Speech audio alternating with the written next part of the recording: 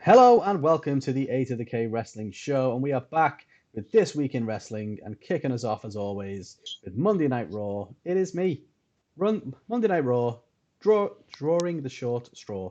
I need to stop drinking, but it rhymes, and that's fine. It's me Um, on Monday Night Raw, drawing see, the short straw. have we mentioned that we just interviewed Devin Dallas Page? Because as soon as Anthony just said then, it's me, all I could think of was it's me, it's DDP. So, Mate, yeah, we've just interviewed Diamond Dallas Page. I think that deserves a self high five. let's do it.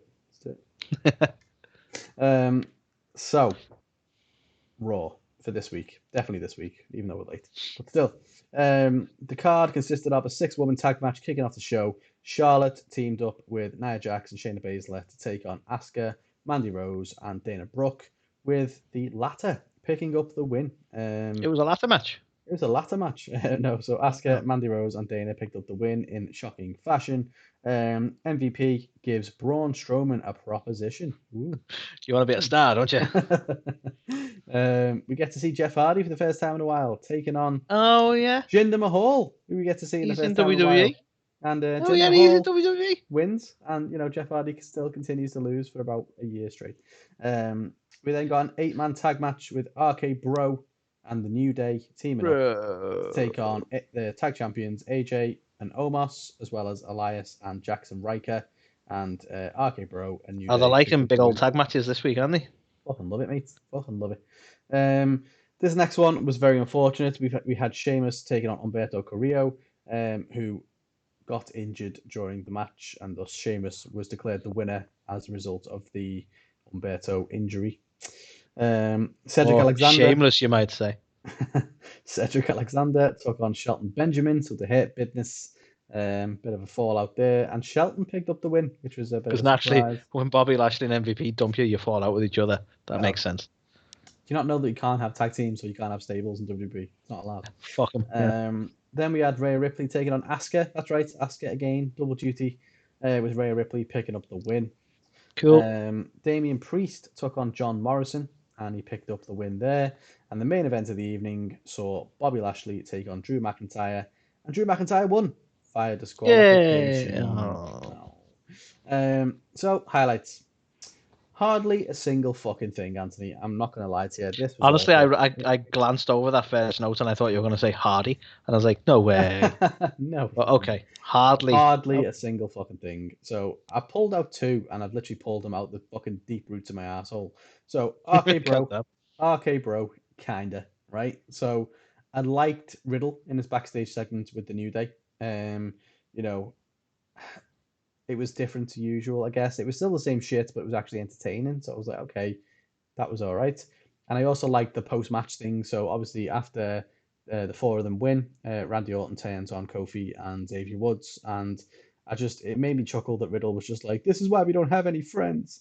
And so I don't I know. think people are loving this too much though, because Mm, inevitably they're going to end up feuding with each other, yeah, and that's where this is going to go. It's where it was always going to go, and I think people are enjoying them as a odd couple way too much. And even I am like you say, those sort of one-liners are just fucking funny. well, that's it. And whoever it was, I think it was on Reddit or somewhere, wherever I saw it, whoever said that Riddle's gimmick is that annoying kid from Home Alone, he is so fucking accurate. My God, that is literally his, he just talks, rambles, no one even knows he's there. Yeah, it's I still kind of like it, but at the same time, it's also the kind of gimmick that gets real old real quick. Slight side note though, apparently Riddle's like just an awesome guy. I Like in reckon he real is. life, like to Yeah, talk to, he's just fucking funny. He's really nice fella, really affable. Apparently, he's like you'll meet him at like a signing and stuff. People have said they've met him at signings before now, and he's spent about like 40 minutes with the fans when he was only meant to give them five and stuff like that, just because he just fucking loves it. fair play Sounds to like the he's a guy. really awesome dude. He does seem like an absolute legend. To be fair, I mean, I imagine his timekeeping skills aren't the best, but yeah, it's probably an issue. Apparently, if there's ever a signing or an appearance booked in for 4:20, he seems to show up like clockwork, which is weird. But it's weird. yeah. And my only other partial highlight, and even though I wasn't a fan of the outcome, Cedric and Shelton, good match. To be fair, both of Cricket them. show. Cedric is a fan of the show. Yeah, I mean, we used to make them jokes way back when Rick O'Shea and Cedric being fans of the show, but obviously he is a friend of the show, and it was Obviously, good. Go on. I feel like we got weirdly close to Rick O'Shea when he I don't know if it was the Raw we haven't seen yet of this one when he stole Sheamus. I think it must be this week that we haven't discussed or seen yet, and he stole What are you talking about, Sheamus's gear and wore it. I have no Like, recollection was of what almost you. Stop it, time traveler. But yeah, so the match itself I I thought was must go really back good. to my own time now. Yeah, I was surprised that Shelton got the win in a sense. Like I can only assume that they're going to build like the outcome of this has to be to put the younger Cedric over, surely. You expect WWE to have an outcome? We don't know what we want. That's where I'm going wrong. The expectations, damn it. And then the O'Shite Anthony. First bullet point. The whole fucking show, basically. Whole effing show.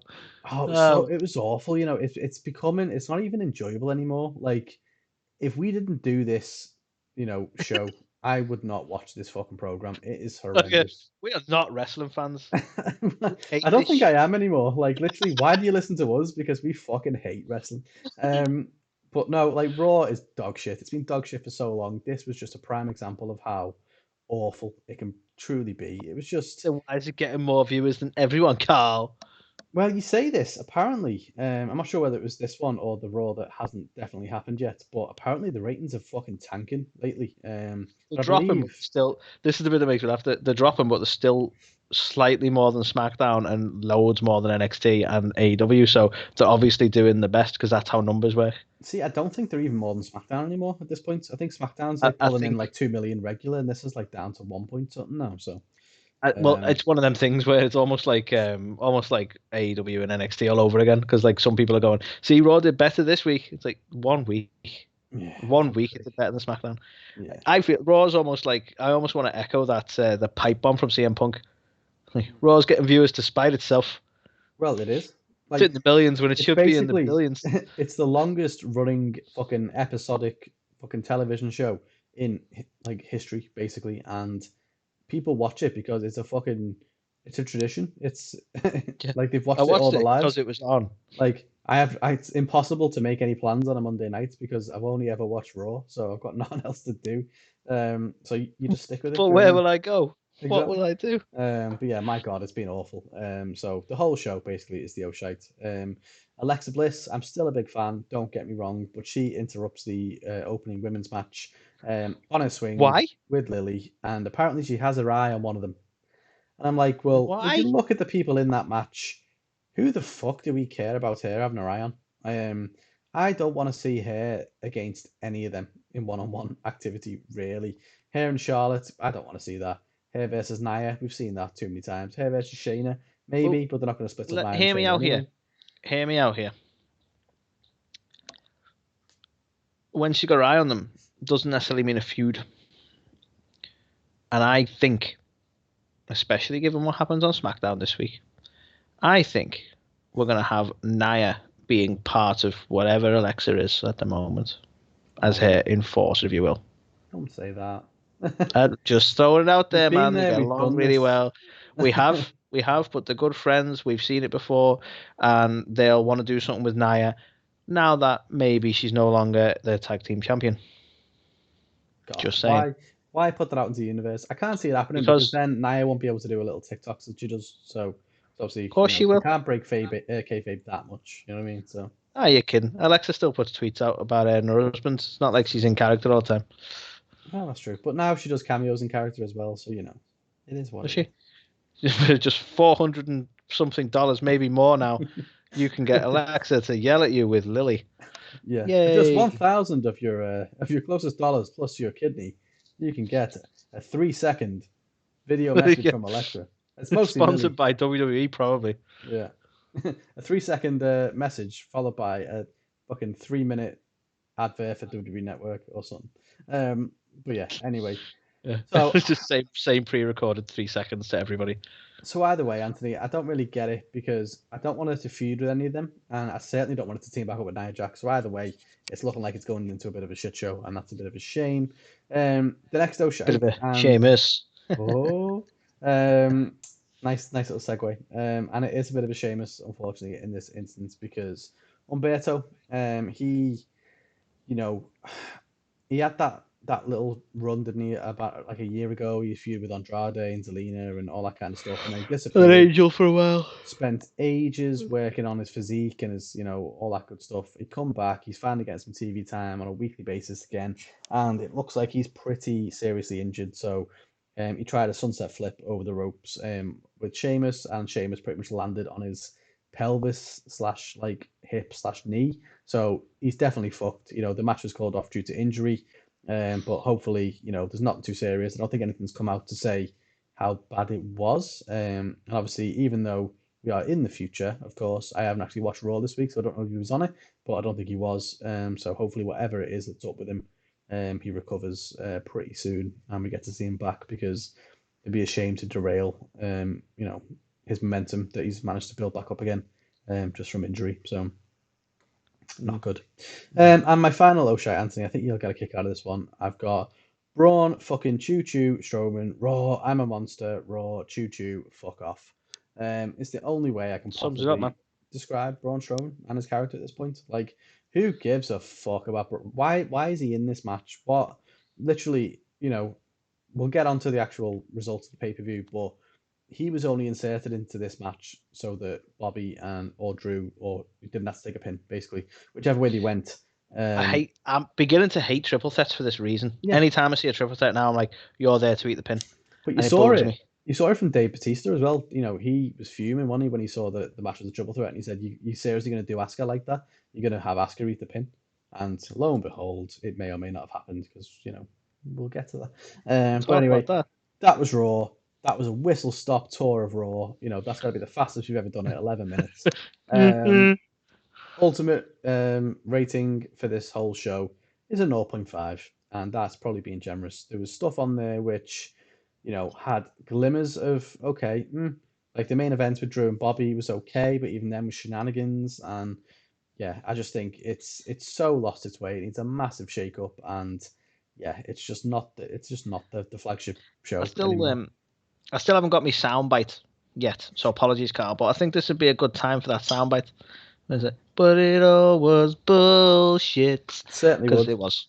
I mean, ironically, we've got the Bobby Roode Glorious just waiting. We still haven't can't used fucking use it. after how many weeks? So there you go. But I can't. I like disagreeing with you. I'll be honest, it's fun, but I can't give it a 1. I just can't do it. Like it doesn't deserve one. So yeah, I'm with you. Doesn't deserve 1. You're right. So doesn't deserve a 1. 0.5. Raw is shite. And now let's go on to the more superior show. On NXT. the brighter side. On the brighter side of this, Carl. Tuesday night NXT.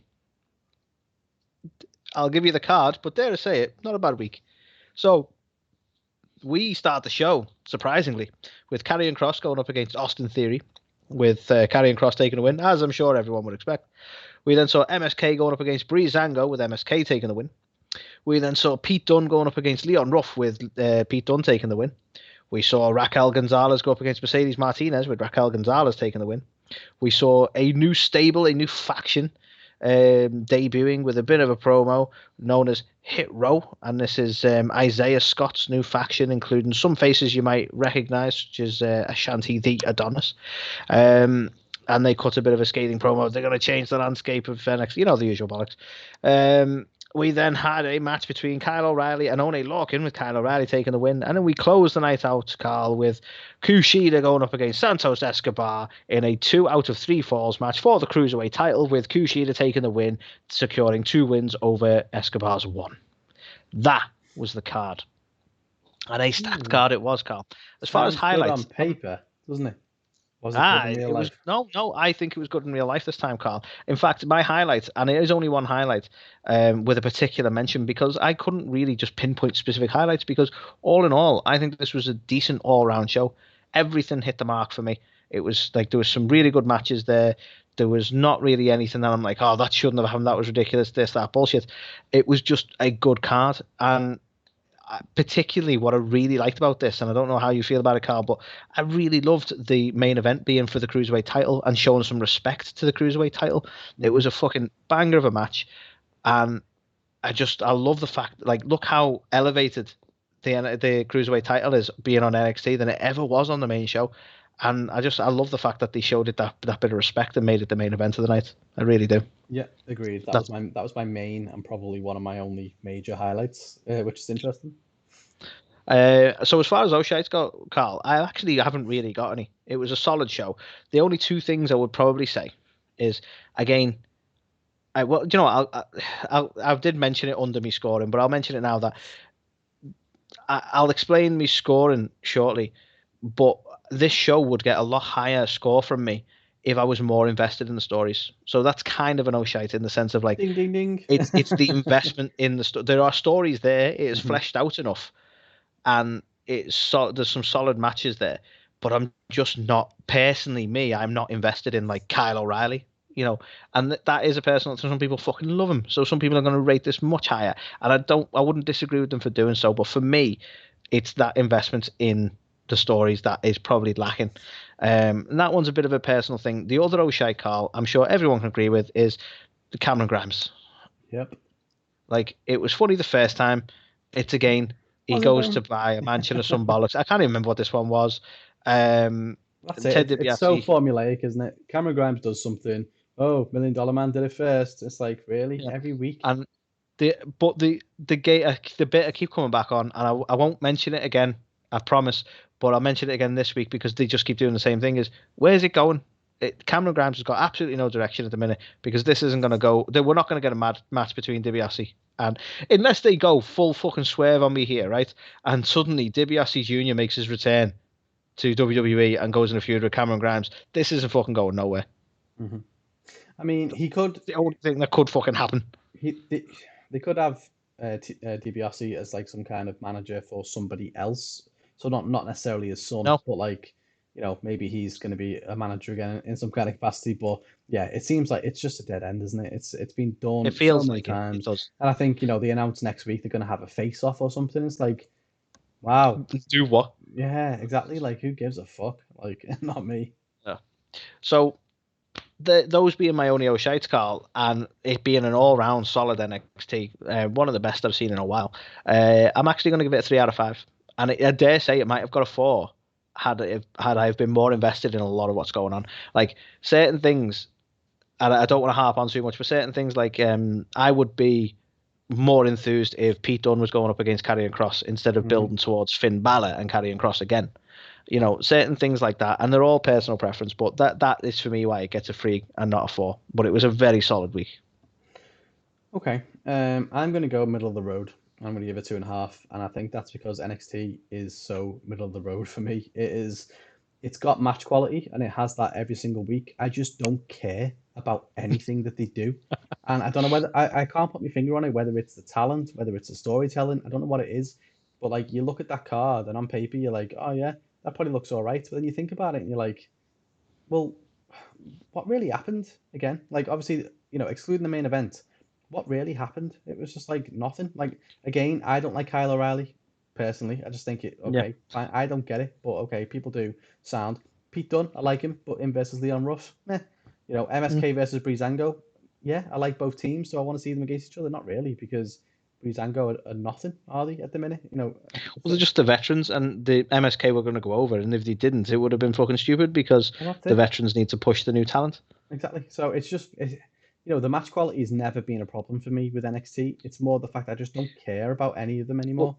before we move on, though, Carl, can I ask about Gonzalez Martinez because that is a mirror match, and you're That quite a is fan of those mirror yeah. I matches. mean, to be fair, you've called that one really well. So that is something which obviously I've spoken about for a while. So that was one of the main factors behind my rating, basically, because I like the main event, I like that, and the match quality was fine, but I just don't care enough about the bulk of the show, and that's where the problem is. So again, I don't know if it's the characters, I don't know if it's storylines, I don't know what it is, but I look at them and I'm just like, eh, like it's not must see TV for me because I just don't really care about them, and that's the problem they need to address for me. As soon as they start building them characters more than just guys who can put on great matches, then that's when I'll start to care, I think. But no, it was the show was fine, it was solid. It's middle of the road because it's more of the same. It's NXT is a company that puts on decent quality wrestling matches, but doesn't get Mm. me invested that much in the storylines. Yeah, I think that's fair. It's similar to the I probably care a little bit more than you, but we both echo a similar concern with it. Yeah. So I find that interesting. Okay. So moving on to AEW. Moving on up. Dynamite. In what I thought was a pretty decent show, so I'm keen to get your thoughts on it as well. But the card, so we kicked off the show with the IWGP title on the line. Jon Moxley took on Yuji Nagata, and he defended his title, picking up the win. We had Cody Rhodes making a huge announcement for Double or Nothing. The tag titles were on the line, and so were the careers pretty much of SCU. As the Young Bucks took on SCU, and if SCU lost, they would have to break up. Young Bucks win in what was a fantastic match, and now SCU are no more. We have a Christian Cage interview. Haven't seen him for a couple of weeks, so it's nice to see him checking in again. Just interviews to say, "Hey, everybody." Christian Cage talks. You need to have that segment. It's needed. Then we have what should have been a fucking fantastic match, but again, stuff happened. But I don't want to take away from it too much. Was Orange Cassidy took on Pac, which ended in a double countout. Now the stipulation for this match was the winner would go on to face Kenny Omega at Double or Nothing. But double countout, what does that mean? Well, I'll tell you about that later. We have Adam Hangman Page challenging Brian Cage. And I thought this was really well done. Obviously, Cage beat Hangman in a week or two ago, and as a result, we saw Hangman drop down the rankings from number 1 to number 5. So there's a lot on the line, and there's a lot of storyline behind why we should see this again. We have the Pinnacle coronation. So obviously, a Blood and Guts, they got the victory over the Inner Circle. So it should have been their moment to shine, but it wasn't because shenanigans again from the Inner Circle. We have a Britt Baker interview. Always good to hear from Britt Baker, DMD. And once again, she absolutely killing it on her promos. We have Thunder Rosa making a return to action. Yeah, on Dynamite. As she took on Jasmine Allure in what was pretty much a fucking squash, to be fair. Thunder Rosa picking up the win. And then, Anthony, it should be the main event of the evening, and I'd love to get your thoughts on this as we talk through it. The TNT title on the line. Darby Allin took on Miro, and your new face of TNT, potentially TBS in the future. Miro, new champion. So that was the card. That was the show. Highlights for me, and there's a few of them. So, firstly, hard-hitting opener. I feel like a broken record. Every single week, AEW just goes, we are going to start this show with something fucking boss. This was no different. Great match. The problem I had with it, but not enough to make it an no-shite, I don't know who Nagata is. Right now, you've obviously got a lot of people who follow, the Japanese territories, and they follow a lot of the indies. One thing that AEW tends to do is they will lean into our fans also watch New Japan. They lean into that massively. So when you're the odd fans like us who don't really watch New Japan, it does kind of lose you. Well, exactly. And I don't think they did enough to build up Nagata for the casual audience. We just want a video package, guys. That's it. All we need. That's all we needed. And maybe it was out there, but just not on any channels that I saw. Maybe if you watch before the match, Dark and stuff like that. But yeah, a couple of minutes before the match, give us a quick video package. Yeah, ideally we would have got something to make us care a bit more. But look, you can't deny the physicality of the match itself, and Mox retained as we kind of thought he would do. But solid opening. I just wish that I knew who Nagata was, because maybe I would have cared a bit more about it. But yeah, can't argue. Good opener. The next one, fucking hell, what a hell of a match, right? The Young Bucks fucking reinvigorated as heels, man. They are so much better, and I called this weeks and weeks ago. I hated them as faces, and now we've had this heel turn. It's the best thing ever. They are so much better than what they were. But I'm so emotionally invested in this storyline because, again, CD, Christopher Daniels, friend of the show, effectively this is his retirement, which is a sad thought. Obviously, they teased for a while now, and again, this is something AEW does, which goes to show it's longer term booking and storytelling, and not just by the cuff, or off the cuff, or by the seat of the pants, whatever the expressions are. But yeah, so we knew for a while whenever SCU lost, that was going to be the end of them. Obviously, they had gone on an undefeated streak for quite a long amount of time, and I was on the edge of my fucking seat this whole match because there was loads of It was legit stakes, or it felt legit Yeah, stakes to this. You know it what I was mean? important. I cared. There was so many false finishes. There was so many times where I thought SCU were actually going to win it, and it was going to be a double swerve. And yeah, distractions, interferences, everything about it. And you know, And by all accounts, man, CD was beat up after it as well. I mean, I know he's got a bit of flack as well because obviously he went for the best moonsault ever, and he did botch it a little bit. So we had to like do it again. Um, but I mean, fucking hell, like if you look at the amount of violence he went through, look at his eye, look at the pictures he posted. Like Oh yeah. he was legitimately fucked up after this match. But Oh yeah. um, I don't know. Also, something about the Young Bucks. So this is very kind of Marmite with them. But they did something in this match. So they tried to emulate Shawn Michaels retiring Ric Flair, and the very Mm. over the top did the whole "I'm sorry, I love you" thing. And some people loved it, some people hated it. I'm I kind of lean more towards the liking it camp. I didn't love it. It was a bit like but at the same time, I don't know. It helped their characters, I thought, because they are meant to be these cocky, like little I show think off. that's the thing. If they'd have tried to do it in any sort of seriousness, Yeah. like, and I'm not being, I sound like I'm being bitchy here, but like, if it had been like a almost like this is probably quite bitchy. I'm sorry, but like a Cody, like I don't realize that this does comes across more arrogant than anything kind of moment where Cody's genuinely doing something like that, Hmm. but it doesn't fly. Then it'd feel worse. But I think because they are playing the arrogant cunts, basically, the fact that they're almost joking about that does really sell into the character. If they'd have tried to, and they could have been faces and tried to sell that seriously. I wouldn't have put it past them. But the way the character work was, I think that actually worked quite well. Yeah. Yeah, me too. So I'm more kind of on the fence of them, of it being a positive thing, if you will. But yeah, I didn't love it, but at the same time, I thought it was a nice little touch for them as heel Mm. characters. It had Um, a bit of flair. we, Me Robbie. funny. That was pretty funny to be fair. We then had Pac taking on Orange Cassidy, which was still really good. I think we know, and obviously you speak about their previous match quite a bit, that the two of Oh them yeah. have got great chemistry together.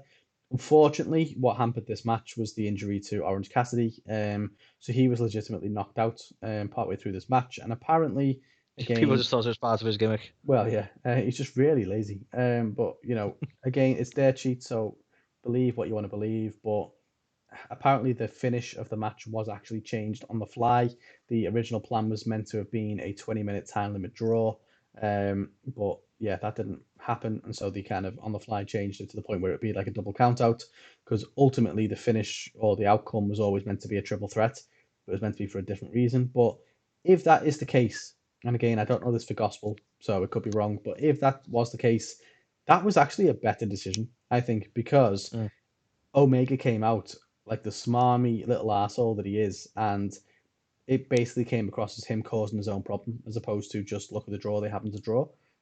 So Yeah, yeah. It actually, whether it was intentional or not, it actually sells a better story in some senses. yeah, Yeah. exactly. So now Omega's kind of like he came out thinking he was like, I have to wrestle none of them, and he has to wrestle both. Like that is much better for his character. So, I don't know what that means for the original plan versus this. Like if the plan was for a time limit draw, then that may have been a bit more of a damp squib. But obviously, if this was them acting on the fly, Yeah. then kudos to them because I think it made it infinitely better. Yeah, and let's face it, us as the audience, we never knew what the result was meant to be. We're just getting told that it was changed on the fly. Yeah. Might have always been the plan. You just never know. Now the next one, Anthony, polarizing as fuck. So I'd love to get your thoughts on it. For me, this barely scrapes a highlight, but I'm gonna give it a highlight. So fuck it, right? But the bubbly truck. Now, Yeah, but I didn't like it. is it okay? Is I'll tell it you that now. is it a total rip off of the beer truck from Austin? Definitely. Yep. That's been done before when Kurt Angle did it with the milk. Yep. Fantastic, still great. We loved it.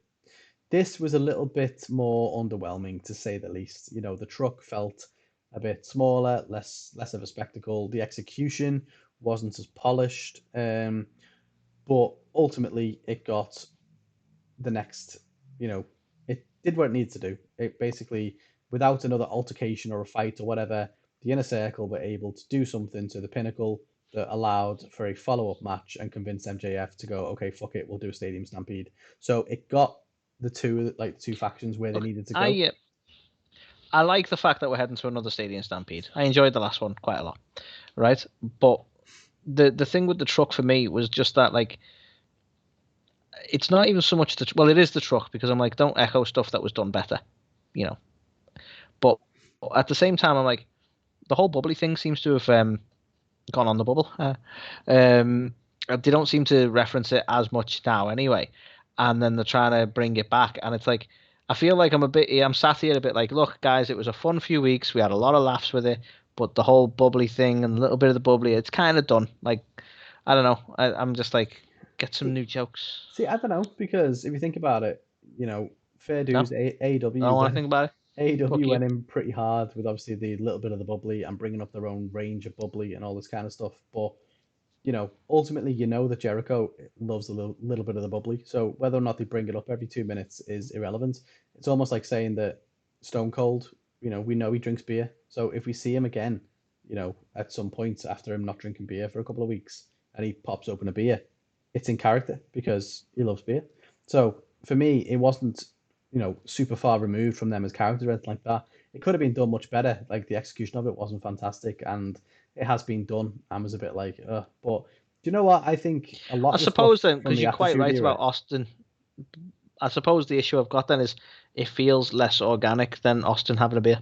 Mm, which is fair. Obviously, we've had a big thing about the bubbly and so on and so forth, and then we had the mimosa match, for example, which was after a while, and then they were like still did it, and then we haven't really heard about it again for a while, but now it's like, oh yeah, remember he drinks bubbly. So yeah, maybe it's too long in between this kind of thing, but I at the don't know. same Let's time, face it, we'd both be moaning about Sean Spears if he kept trying to bring up the fucking chairman thing over and over. You know we what I mean? would, we It's a would similar thing. It's like, that's my thing now. I drink exactly, bubbly. It's like, yeah, we get exactly. it. So I don't think he needs to do it all the time. I think where it falls flat is that it was probably the worst execution of this particular spot, as we've seen in recent years. But at the same time, as someone who was a big fan of a lot of the crazy shenanigans we saw in the Attitude Era, it was, it what's the word? It tweaked my, Nostalgia. reminiscence. Yeah, it tweaked my nostalgia. So yeah, even though it wasn't amazing, I still popped for it. So that's why I said it barely scrapes it, but it's getting a highlight from me. Um, Britt Baker, fucking hell, she gets better and better every time she's on that microphone. Excellent promo, even more great heel work from her. I just think she's got to dethrone Sheeta, like she has to. Like there's never been a more This prime is, moment for someone to do this. I know, this is so set that, like, if they do not pull a trigger on this, it'd be Yeah, so surprising. Like, so easy. she's gotta be the next champ, surely. You'd hope so. But then again, the next highlight, Thunder Rosa, maybe she will get in her path. But it was nice to see Thunder Rosa back on a Dynamite show for the first time in a while. But more interestingly, the Yeah, fact that it she's was, been hanging around dark for a bit, hasn't she? well, that was it. She's been on Dark. Obviously, she's back in NWA as well. But the fact it was such a squash, I enjoyed it. Like I've said before, I'm a fan of a squash match when it makes sense, and I know And a lot. anytime Thunder's squashing someone, it makes fucking sense. Seriously does. But we haven't seen it for a while. It was a nice reintroduction to people who haven't, who don't watch these other shows. Yeah, because So like you say, they've been using it fairly sparingly. So anyone who's maybe new to Dynamite, yeah, they got an idea of who she is and how badass she is. So yeah, well, that's I it. totally agree with that. We know that she wants that NWA title back, and we believe that it's going to be her versus Deeb again at some point, probably on AEW television. So yeah, we needed to reintroduce her to the mainstream fan, and this way was a good way to do it, I think. Do you think we could see Thunder get the NWA title back, and then we see title versus title between Ed and Britt at some point? I mean, their feud is not over, so I definitely think we'll see them two again. I'd love to see Britt get the belt first though before Yeah, they me go at too. it.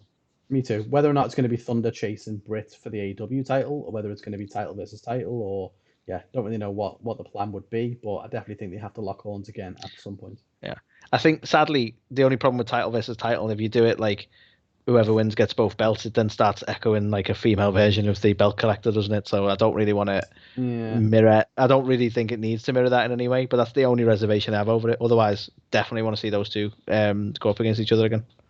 yeah, same. And then my final highlight, Anthony, the main event, so fucking good. I know you're not the biggest fan of Derby. I seriously just seem to like the guy more and more every single week. He's always full Hey, throttle, look, right? hold on. I've No, not got a no, problem with don't Darby at all. don't you Darby's a back. great guy.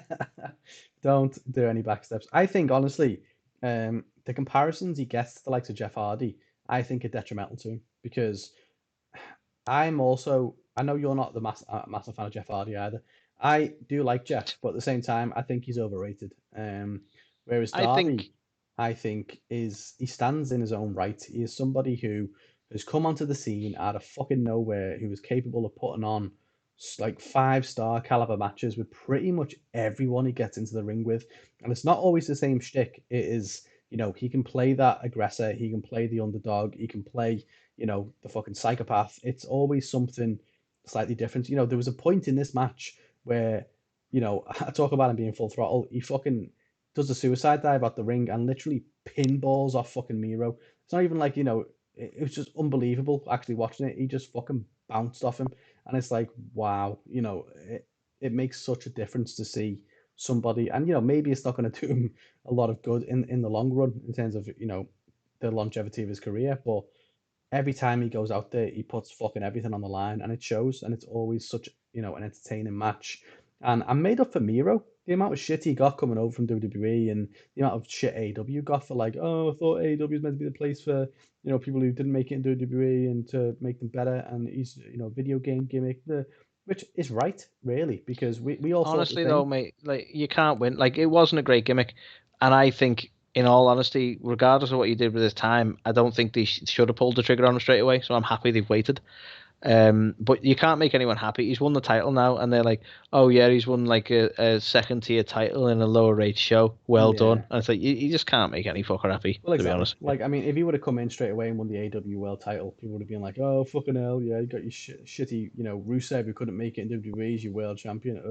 And yeah, so you're right. You can't you can't win either way. But main event, I thought was fantastic. Slight shite about it was the post match shenanigans. Obviously, Lance Archer coming out and stuff as well. I'm keen to see Miro and Lance Archer. Don't get me wrong, but it would have been nice to just let them celebrate their moment. But there's a couple of things like Yeah, that which happened, which I can kind of come on to be fair, in the O'Shites now. yeah, yeah. So, firstly, just a minor one. I don't know what your No, thoughts are. didn't like it. John Moxley has a new Yeah, theme fucking song. hated it. Wild thing. Are you Fucking fucking stupid. I serious? really hope that was a one-off. That was fucking stupid. It It did was not suit him. awful. It was rubbish. Like, don't get me wrong, I am a big fan of licensed tracks, and I think, the Orange Cassidy one does suit him to a degree. Does it suit Chris Statlander in that? Probably not. We were coming out to it, but it suits Orange Cassidy, so it makes sense. Wild thing for fucking John Moxley, like It just unscripted doesn't suit violence, him John at Moxley. all. Wild things, like really, wow. So It's just even like what annoys me more is it was that version of Wild Thing as well. If mm, they'd have done a more rocked up version to suit his style, I would have lived with it more. yeah, But no, don't even fucking do that. Just didn't suit at all. Didn't no, like it. agreed. The next one, Cody Rhodes. One of these days, Anthony. One of these days, I will put Yeah. Cody Rhodes on my highlights and I will rejoice because I seriously like this guy. I like him a lot. I just can't comprehend what he's doing to his character over the last few weeks. It is literal I character I genuinely suicide. I genuinely hope that this is a work. I really hope this is a work. I hope he knows how tone deaf this was. I really do. I mean, he needs to, otherwise, the Because future of if AEW is not in good hands, really. look, if a Because if a go-go doesn't go over him now after this, that's why then I they don't. fuck up. That's what I don't understand. He's meant to obviously he comes out, he cuts a promo, like on patriotism basically, and I get it on paper. This whole thing makes sense. He wants to get the American dream, and the American dream is obviously that thing that a lot of people go to the US for to live the American dream. Anthony Ogogo just happens to be from the UK.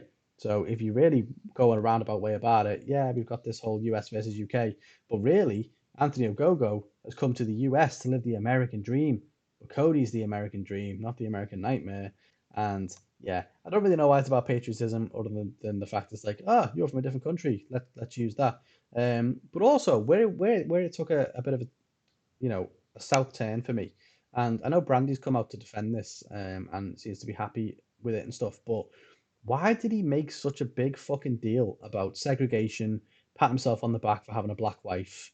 And I mean, Ogogo is obviously mixed race, or part black at least. So I didn't really get it. To be honest, I didn't I don't want to get into this, and I really don't want to get into this. It's not an argument between Britain and America by any stretch, but like most of America's history is around the sort of the slavery and those sort of issues. You know what I mean? And it's like, I don't know. It's kind of, why would you put that argument in against a go-go who's British? It's like you say, even the fact that he's mixed race, it's like, well, that's not really an argument to have. But the fact that it's like, well, like what like both countries have had that sort of history, but I think it's kind of been quite not recent. Well, it's recent enough, Like, I don't know. It felt really tone deaf and a bit weird. It really did. And something else has bothered me as well, and I hope this isn't the case. I hope he is just an emotional guy. But something I love about Cody Rhodes promos is how raw and real that they feel for like a lot of the time. When he gets upset talking about his dad and talking about all that kind of stuff, you do proper feel it and you feel for the guy. Now, as part of this, he goes on about having, like a mixed race daughter and stuff like that. And he almost does the little like cry thing that he normally does, but I don't know, and I don't want to say it wasn't genuine, but I just didn't get the same vibes from it. Maybe that's because the whole promo itself didn't resonate with me, but yeah, I don't know. It just, the whole thing felt a little bit flat, and I feel like this whole thing is being built up, because he said, "Oh well, Ogogo, you didn't come here to live the England dream." It's like, wow, what a roundabout way of getting to the fact that you want to be the American dream for a night. It's like, it feels like that's all it is. He's gone, I want to be the American dream. American dream, Britain. Yeah, okay, we'll do this with the Go-Go, and it's like forced. But this is why I need a Go-Go to go over, because this isn't about it's so it's too on the nose. It needs to be like a thing where it's like he's got to know what he's doing. He's got to be giving him the rub, surely. If they don't ultimately land in their match and he gets the win over Cody, I'm going to be kind of pissed off, because what was that about? Do you know what I mean? Right, so this whole thing was an exercise in stroking your ego. I don't know. I'm hoping he's more self-aware than that. I really am. Yeah, same. And then my last shite. So I mentioned this slightly before, but SCU breaking up is a big fucking deal, right? Yep. So Christopher Daniels is probably now retired for good from all competition. You will never see him again wrestle, most likely. And after all this, after the outcome of the match, and it's sinking in, they cut away to a backstage segment between Jon Moxley and Eddie Kingston, like wrecking the fucking, what are they called?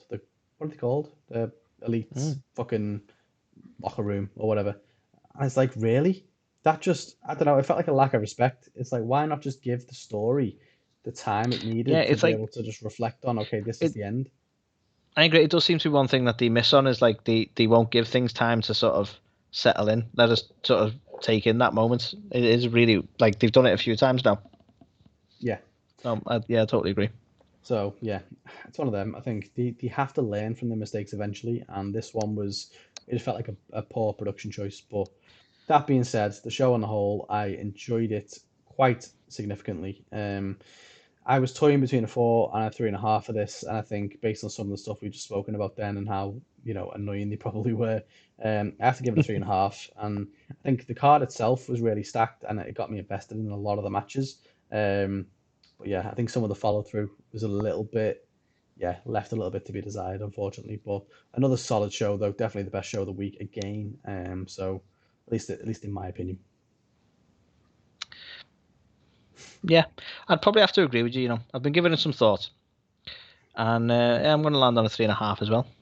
Bloody hell, you're so agreeable. Not to just copy you totally this week, but Sad. Okay, let's move on to the Friday night show. SmackDown. SmackDown. Okay. So as far as the card goes, Carl, we open the night as we like to do with the Roman Reigns / Jey Uso, Jimmy Uso, Heyman, whatever. Those combination of people doing some sort of opening promo. That's what we have, because that's how SmackDown opens. We then had Natty and Tamina going up against Nia and Shayna for the tag titles, with Natty and Tamina taking the win and the titles. What? We then saw some sort of promo or whatever from Apollo, kind of, with Big E and Sami Zayn and Kevin Owens and that big tall guy that we're not allowed to call Dabba-Kato anymore, but he's whatever, it's Dabba-Kato. We then had Rey Mysterio going up against Dolph Ziggler because, hey, they're going to be in a tag team match, so fuck it, let's put them in a singles match right now, with Rey Mysterio taking the win. We then had a promo from Bayley because it's match promo, match promo, match promo. That's how we're going to do this tonight. With Bayley just saying things about stuff. We then had Shinsuke going up against Baron Corbin, with Baron Corbin taking the win.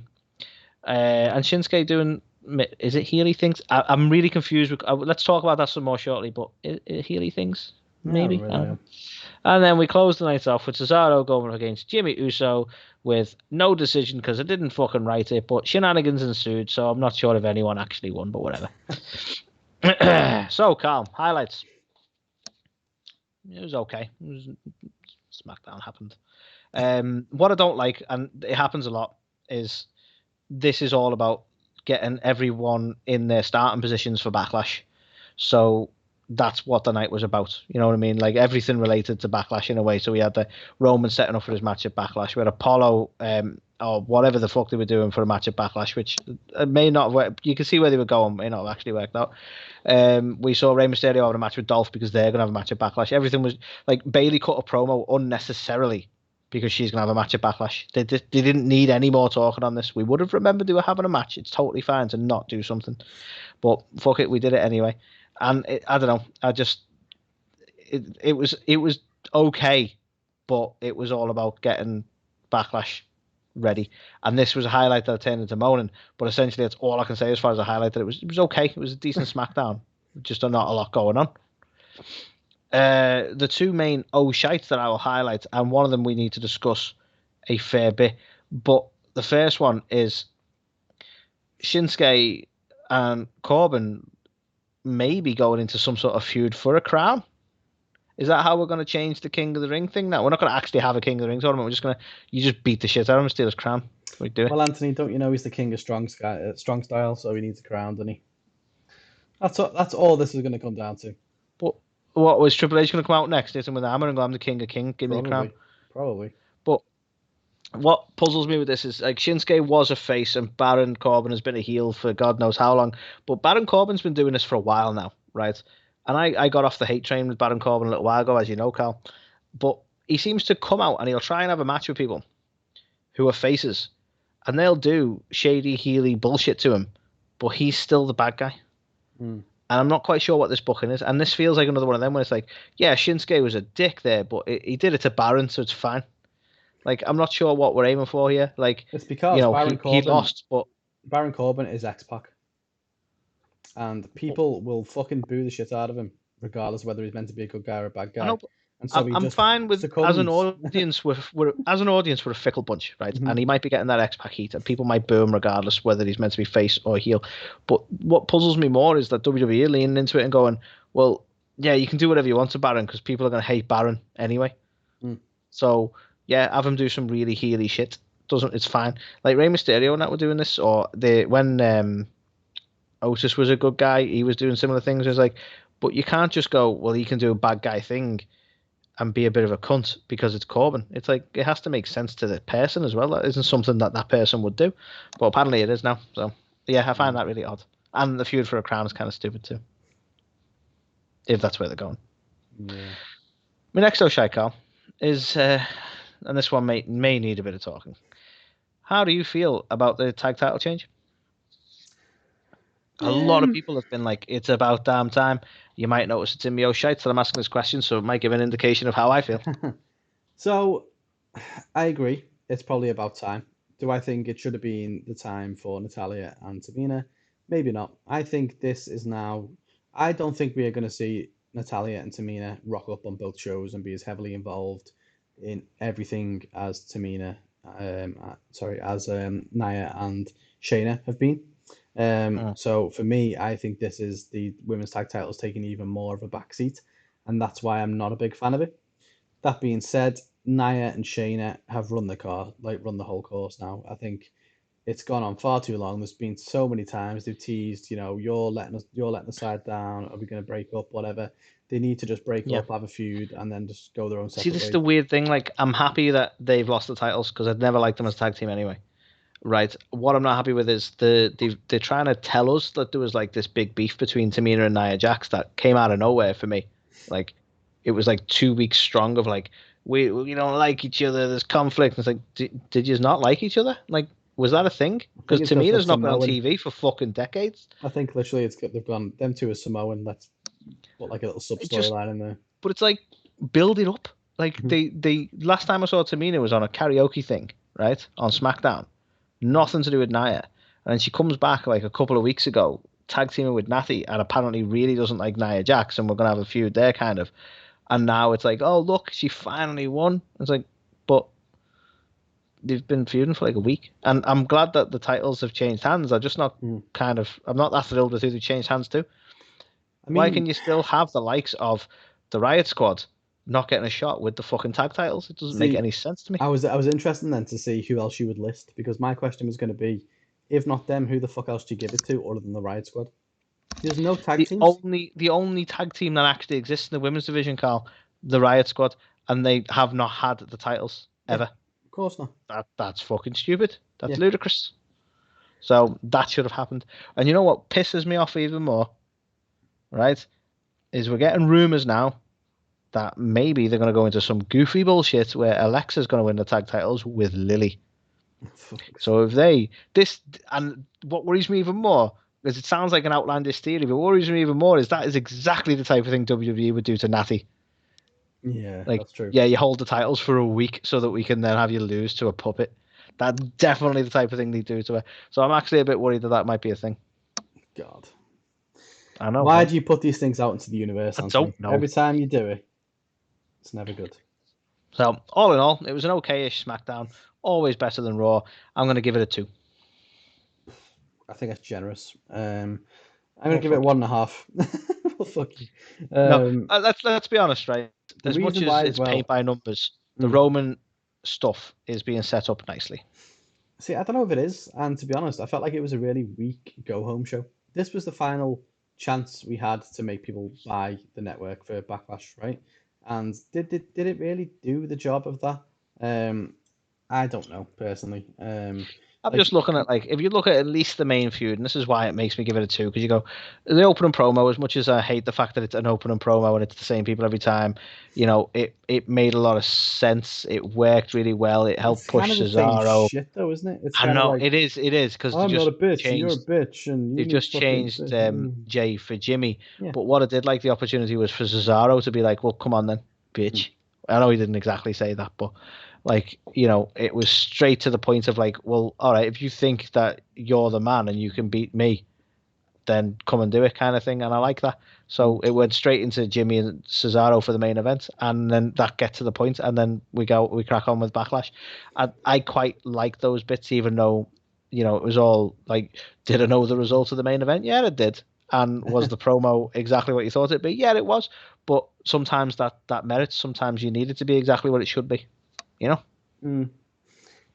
I get it. I just think for a go home show, I can't give it a 2. So fine.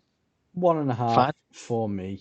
And that was this week in wrestling. And we get to regale you all with our thoughts on WrestleMania Backlash right after the following noise.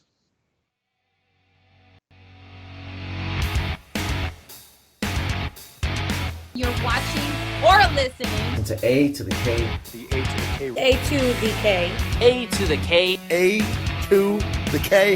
A to the K. These guys are awesome. Check it out. Check it out. Change your life. You'll be thanking me later.